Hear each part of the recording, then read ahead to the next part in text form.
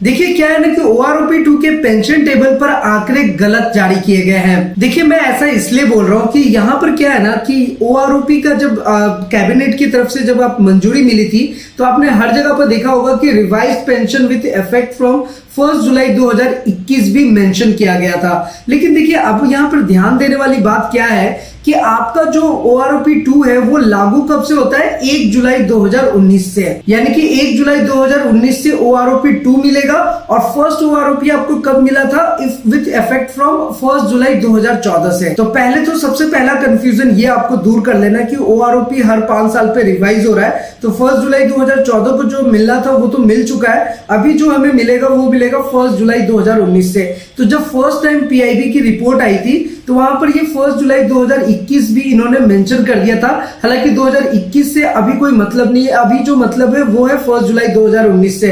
अब इसका जो प्रमाण है वो मैं आपको प्रेस इंफॉर्मेशन ब्यूरो यानी कि PIB की ऑफिशियल वेबसाइट पे लेकर के चलता हूं और वहां पर जब हम जाएंगे तो वहां पर आप देखेंगे कि ये जो रिवाइज पेंशन है इसको हटा दिया गया है। तो यहाँ पर आप क्लियरली देख ही सकते हैं कि ये PIB का ऑफिशियल वेबसाइट है, ये आप नोट करके भी रख सकते हैं। अगर आपको कोई भी प्रेस रिलीज जो गवर्नमेंट ऑफ इंडिया की तरफ से रिलीज होती है, अगर उसके बारे में आपको कोई अपडेट चाहिए तो वो आप pib.gov.in से ले सकते हैं। अब इस ऑफिशियल वेबसाइट पे जब हम जाएंगे और यहाँ पर हम नीचे ड्रैग आउट करेंगे तो ये देखिए, union cabinet approves revision of pension of armed forces pensioners family pensioners with effect from 1 जुलाई 2019।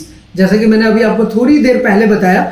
अब इसमें थोड़ा सा और आप नीचे ड्रैग करेंगे तो देखिए यहाँ पे जो लेटेस्ट अपडेट आया है PIB की तरफ से वो आप यहाँ पर आएंगे तो देखिए यहाँ पर विथ इफेक्ट फ्रॉम जो है वो आपको 1 जुलाई 2019 के बाद जो 21 वाला पैराग्राफ था उसको हटा दिया गया है। वो इसलिए हटाया गया है क्योंकि वो बाय मिस्टेक PIB की तरफ से रिपोर्ट आया था। अभी जो एक्चुअल है आपका वो 1 जुलाई 2019 से आपको मिलना है, इसलिए अभी जो एरियर है वो इसका कैलकुलेटेड वैल्यू ये यहाँ पे रहा। वैसे मैं आपको क्लियरली बता दूं कि ये जो PIB की तरफ से रिपोर्ट है, जो आपके प्रेस इंफॉर्मेशन ब्यूरो का ये रिपोर्ट है, ये भी अभी एक्चुअल रिपोर्ट नहीं है। मैं ऐसा इसलिए क्यों बोल रहा हूं क्योंकि अगर आपने ATH इंडिया चैनल को पहले से फॉलो किया हुआ है, ATH इंडिया चैनल को सब्सक्राइब किया हुआ है, तो आपको पता है कि हर एक इंफॉर्मेशन हम आपको प्रैक्टिकली बताते हैं, स्टेप बाय स्टेप बताते हैं और सटीक जानकारी आपके साथ शेयर करते हैं। तो हमने पहले भी आपको 1 रैंक 1 पेंशन के ऊपर बताया हुआ है कि जब ये PIB की रिपोर्ट आएगी, इसके बाद जब तक DESW इसका सर्कुलर रेज नहीं करता है या PCDA की तरफ से कोई सर्कुलर नहीं आता है, तब तक ये एक टेंटेटिव टेबल है। यानी कि हमने पहले भी जब ये टेबल रिलीज हुई थी जहां पर 2021 का जिक्र किया गया था जो कि गलत आंकड़ा है, उस टाइम पे भी हमने बताया था कि ये एक टेंटेटिव डेटा है, एक्चुअल डेटा अभी आना बाकी है। तो फिलहाल आपसे रिक्वेस्ट यही है कि अभी तक आपने ATH इंडिया चैनल को सब्सक्राइब नहीं किया तो सब्सक्राइब जरूर कर दीजिए, बेल आइकन को दबा दीजिए सो दैट ऐसे लेटेस्ट इंफॉर्मेशन आपको हमेशा मिलते रहे। और साथ ही साथ हमारी ये प्रैक्टिकल कोशिश कैसी लगती है आपको, जहां पर हम आपको हर एक इंफॉर्मेशन सटीक तरीके से देते हैं, इसके बारे में भी आप शेयर कर सकते हैं। और अगर आपके मन में कोई सवाल हो, किसी भी टाइप का क्वेश्चन हो, क्वेरीज हो, वो भी आप हमारे साथ नीचे कमेंट करके शेयर कर सकते हैं और साथ ही साथ आप अपना एडवाइस भी हमारे साथ शेयर कर सकते हैं। तो देखिए बेसिकली मुझे यही आपको बताना था कि ये जो टेबल है आपको बहुत जगह पे देखने को मिल रहा होगा, लेकिन इसके पहले जो फर्स्ट टेबल PIB की तरफ से आया था वो 1 जुलाई 2022 था, तो उसको हटा दिया गया है। सबसे पहले आप ये माइंड मेकअप कर लीजिए कि वहां पे जो 1 जुलाई 2021 को डेटा दिख रहा है, ये देखिए ये वाला टेबल आपने सबसे ज्यादा देखा होगा। तो इस टेबल में जो 1 जुलाई 2021 की बात कही गई है, ये जो है ये उस टाइम पे एक मिस्टेक था PIB की तरफ से, जो कि आंकड़ा अभी गलत है, इसलिए इसे रिमूव कर दिया गया है। तो अभी जब आप रिवाइज पेंशन पे आएंगे ऑफिशियल पोर्टल पे तो देखिए 1 जुलाई 2021 को हटा दिया गया है, अभी रिवाइज पेंशन जो है वो 2019 है।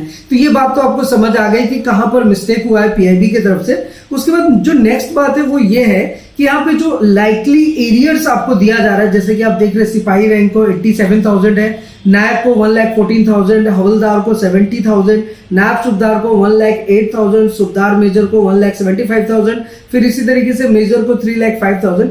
ये जो डेटा है ना एरियर की वैल्यू है, ये एक टेंटेटिव वैल्यू है, लेकिन इतना मैं आपको जरूर कह सकता हूँ कि जब आपको एक्चुअल एरियर दिया जाएगा, यानी कि जब DSW या फिर PCDA की तरफ से जब कोई सर्कुलर जारी होगा तो उसमें जो वैल्यूज होंगे ना, जो फाइनल एरियर के वैल्यूज होंगे वो अप्रोक्सीमेटली इतना ही होगा। अब यहाँ पर कमी क्या है इस टेबल में? इस टेबल में कमी है कि यहाँ पे लेंथ ऑफ सर्विस के जिक्र नहीं हुआ है। जब PCDA इसको सर्कुलर में रेज करेगी या DSW की तरफ से आएगा तो वो लेंथ ऑफ सर्विस की भी बात कही जाएगी। दूसरी कमी क्या है कि यहाँ पे बहुत सारे रैंक ऐसे हैं, बहुत सारे ऑर्डिनरी XYZ ग्रुप्स के रैंक्स ऐसे हैं जो कि यहाँ पर नहीं दिया गया है। तो वही फिर से बात आ रही है कि जब PCDA जारी करेगा सर्कुलर, तभी वो रैंक्स भी इंक्लूडेड होंगे और एक्चुअल अमाउंट देखने को मिलेगा।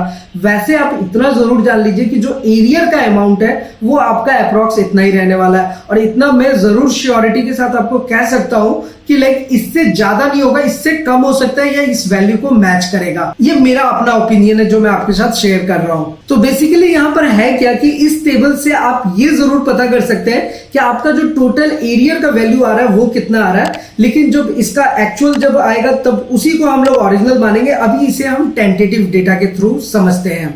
अब जिस तरीके से आपका फर्स्ट OROP 1 जुलाई 2014 को अप्रूव्ड हुआ था, मिला था, उसी तरीके से अब ये जो सेकंड आपको OROP मिल रहा है वो 1 जुलाई 2019 से लेकर के 30 जून 2022 का जो एरियर बना है वो आपको यहाँ पर शो किया गया है। तो अभी जो भी अमाउंट आपको मिलेगा, और ये अमाउंट आपको 4 इंस्टॉलमेंट में मिलेगा, ऑलरेडी मैंने बताया हुआ है आपको।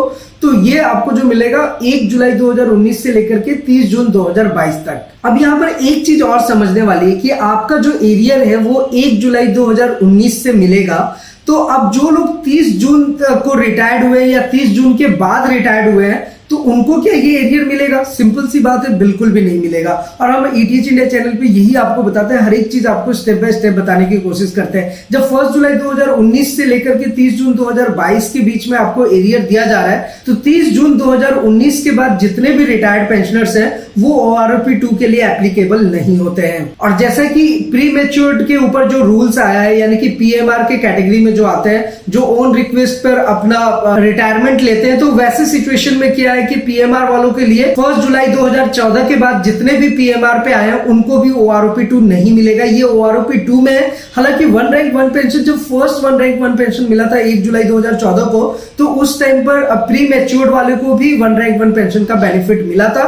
इस बार उनको बेनिफिट नहीं मिल रहा है। वैसे OROP किनको मिलेगा किनको नहीं मिलेगा ये आपके डिस्चार्ज बुक में भी दिया रहता है, और हमने ऑलरेडी ETH इंडिया के चैनल पे बताया हुआ है कि किस तरीके से आप अपने डिस्चार्ज बुक से भी पता कर सकते हैं कि आपको 1 रैंक 1 पेंशन का बेनिफिट मिलेगा या नहीं। क्योंकि 7 नवंबर 2015 को जो लेटर जारी हुआ था ना, वो एक्चुअल लेटर था, वो बेस लेटर माना जाता है 1 रैंक 1 पेंशन का। उसको हमने बहुत अच्छे से डिस्क्राइब करके बताया कि कौन कौन से रूल्स अवेलेबल है, और डिस्चार्ज बुक में जब आप जाएंगे तो वहां पर वो रूल्स आप चेक कर सकते हैं कि वो आपके डिस्चार्ज बुक में मेंशन है या नहीं, और उसके अकॉर्डिंग आप पता कर सकते हैं कि आपको 1 रैंक 1 पेंशन का बेनिफिट मिलेगा या नहीं। तो अब ओवरऑल कंक्लूजन यही है कि 1 रैंक 1 पेंशन का जो टेबल रेज हुआ है ये एक टेंटेटिव डेटा है, लेकिन जो एक्चुअल वैल्यू यहाँ पर आपको देखने को मिल रहा है एरियर के रूप में, जो कि 1 जुलाई 2019 से 30 जून 2022 के बीच में आपको मिलेगा, वो जो वैल्यू है कि जैसे सिपाही रैंक के लिए 87,000, नाइट के लिए 1,14,000, ये वैल्यू जो है वो ऑलमोस्ट सेम होने वाला है। अब इसमें एक्चुअल वैल्यू क्या आएगा वो तो जब PCDA या DESW की तरफ से जो एक्चुअल लेटर या सर्कुलर जारी होगा तभी हमें पता चलेगा। तो फिलहाल के लिए इतना ही, फिर मिलते हैं किसी नेक्स्ट इंटरेस्टिंग वीडियो में।